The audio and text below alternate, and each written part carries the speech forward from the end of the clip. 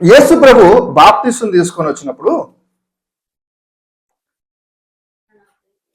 ఈయన నా ప్రియకుమారుడు అనిపిస్తుంది. చాలా మందికి ఎప్పుడైనా డౌట్ వచ్చిందా?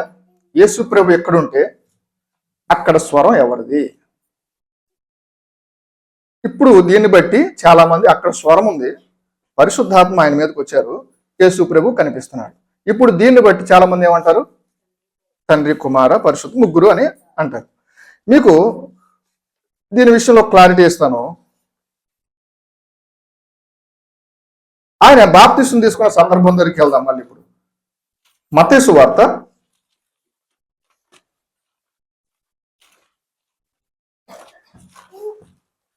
3వ అధ్యాయం 15, 16, 17 వచనం చదువుతాం.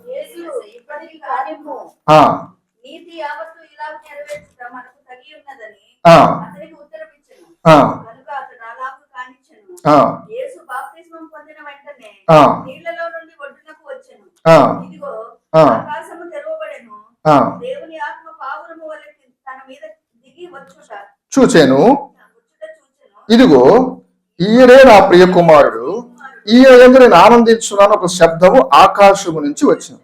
ఇక్కడ 16 చూస్తే యేసు ప్రభు బాప్తిసం పొందిన వెంటనే నీళ్లలో నుండి ఒడ్డున వచ్చాను, ఇదిగో ఆకాశం తెరవబడెను, దేవుని ఆత్మ పావుర రూపం తన మీదకి దిగి వచ్చాను. చూచెను అన్నాను, అండర్లైన్ చేసుకోండి. ఇక్కడ బాప్తిసం ఇచ్చి యోహాను మాత్రమే చూచిరి అని రాసలేదు, చూచెను అని రాసింది. చాలా మంది నిజంగా పావురం ఎగురొచ్చిందేమో అనుకుంటారు, కానీ ఇది కేవలము యోహానుకు మాత్రమే కనపడుతున్నటువంటి ఒక దృశ్యం. పావుర రూపంలో పరిశుద్ధాత్మ ఆయన. ఎందుకంటే యేసు ప్రభు మీదకి పరిశుద్ధాత్మ మనలాగా మనిషి ఏంటి? నేను చెప్పాను ఆల్రెడీ 100% ఆయన మనిషి. మనమగలగో పరిశుద్ధాత్మ శక్తి కావాలో, యేసు ప్రభు కూడా పరిశుద్ధాత్మ శక్తి కావాలి. ఎందుకు? దైవంగా ఉన్నందుకు కాదు, మానవుడిగా ఉన్నందుకు. నెంబర్ 1 అయిపోయింది. ఇప్పుడు ఆ స్వరం ఎవరిది? యేసు ప్రభు ఎక్కడ ఉంటే ఆ స్వరం ఎవరిది? దేవుడు సర్వాంతర్యామి. ఇప్పుడు మనతో ఇక్కడ మాట్లాడుతున్నాడు, వేరొక ఊర్లో ఇంకొక ఆయనతో సంఘంలో మాట్లాడతాడు, ఇంకొక దేశంలో కూడా ఆయనతో మాట్లాడతాడు. నువ్వు ప్రార్థన చేసుకున్నప్పుడు నీ ఇంట్లో మాట్లాడతాడు, ఇంకొకరు ప్రార్థన చేసుకున్నప్పుడు వాళ్ళ ఇంట్లో కూడా ఆయన మాట్లాడతాడు. సరే, నాకు ఇంకా వాక్యంలో నుంచి కావాలండి.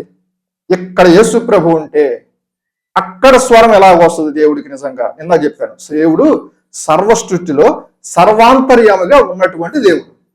ఫర్ ఎగ్జాంపుల్ మీకు ఇంకా అర్థం కావాలి, నెహెమ్యా గ్రంథం తీయండి. నెహెమ్యా గ్రంథం 9వ అధ్యాయం 13వ వచనం. నెహెమ్యా గ్రంథం 9వ అధ్యాయం 13వ వచనం. సీనాయి పర్వతం మీదకి దిగివచ్చి ఆకాశము నుండి వారితో మాట్లాడి వారికి నీతియుక్తమైన విధులను, సత్యమైన ఆజ్ఞలను, మేలుకరమైన కట్టలను, ధర్మములను నీవు దయచేసి. ఇక్కడ మీకు ఏం అర్థమైందో చెప్పండి. నేను చెప్పక ముందు మీకు ఏం అర్థమైందో చెప్పండి. అంతా వ్యర్థమైంది అంటారా? ఏమి అర్థం కాలేదు, అంతా వ్యర్థం అయిపోయింది అంటారా? ఇక్కడ అక్షర రూపంలో కనబడుతుందా లేదా? దేవుడు ఎక్కడ దిగి వచ్చాడు? సీనాయి పర్వతం. మరి సీనాయి పర్వతం మీద దిగి వస్తే స్వరం ఎందుకు ఆకాశం నుంచి వినపడుతుంది కదా? దేవుడు భూమి మీద ఉండి కూడా అవసరమైతే పరలోకం నుంచి మాట్లాడగలడు, ఆకాశము నుంచి కూడా మాట్లాడగలడు. అక్కడ యేసు ప్రభు బాప్తిసం తీసుకున్నప్పుడు దేవుడిగా ఆయన భూమి మీద ఉన్నాడు, కానీ స్వరం మాత్రం ఎక్కడి నుంచి వస్తుంది? ఆకాశం నుంచి వస్తుంది. కొంచెం డౌట్ క్లియర్ అయిందా?